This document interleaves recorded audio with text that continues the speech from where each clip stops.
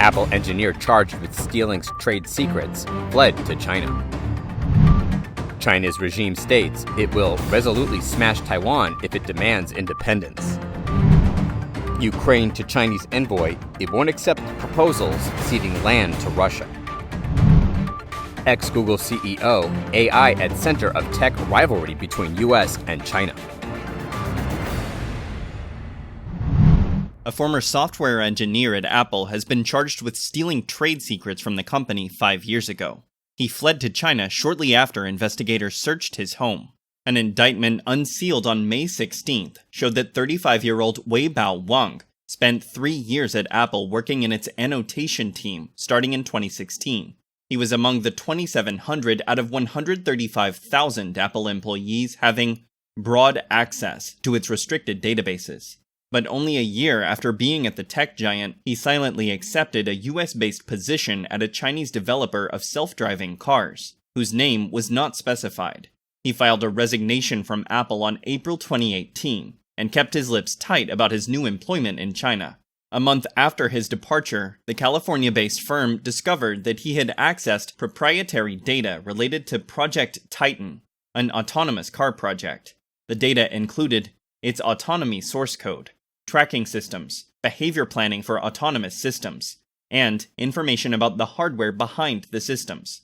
In June 2018, federal agents searched Wang's home in Mountain View and found numerous confidential, proprietary materials on his desktop computer and external hard drive. Wang flew to China's Guangzhou province shortly after the search. The Department of Justice charged him on 6 separate counts for his alleged attempts to steal sensitive data from Apple. Each count carries a 10-year prison sentence for Wang if he is extradited from China and convicted. Wang is the third ex-Apple employee charged with stealing car secrets for China. Before him was Xiaolang Zhang, who pleaded guilty last year, and Dijong Chen, who pleaded not guilty. Apple began its car tech project in 2014 and has had frequent changes in its executive ranks. As a result, it has delayed the planned debut of the vehicle until 2026 or later.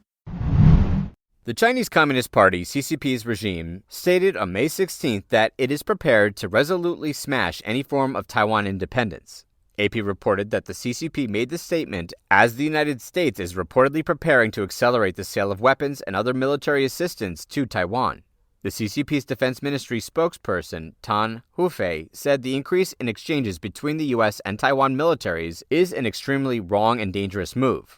Tan added that the CCP's military will continue to strengthen military training and preparations and will resolutely smash any form of independence secession along with attempts at outside interference and will resolutely defend national sovereignty and territorial integrity.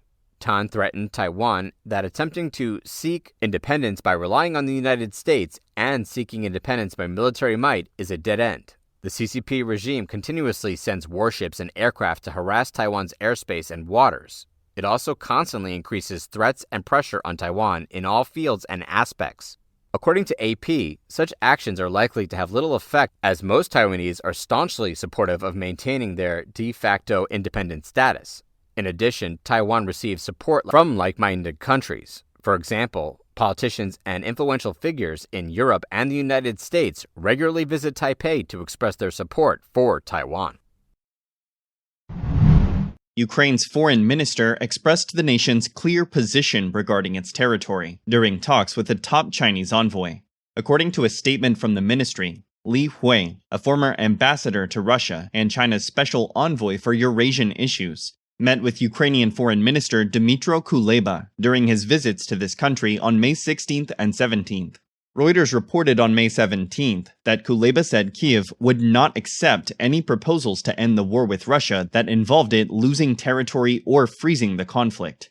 Since Russia's full-scale invasion of Ukraine in February 2022, this is the first visit to Kyiv from a senior envoy from China, which has growing ties with Russia. The ministry said, Kuleba briefed the special envoy of the Chinese government in detail on the principles of restoring a sustainable and just peace based on respect for Ukraine's sovereignty and territorial integrity.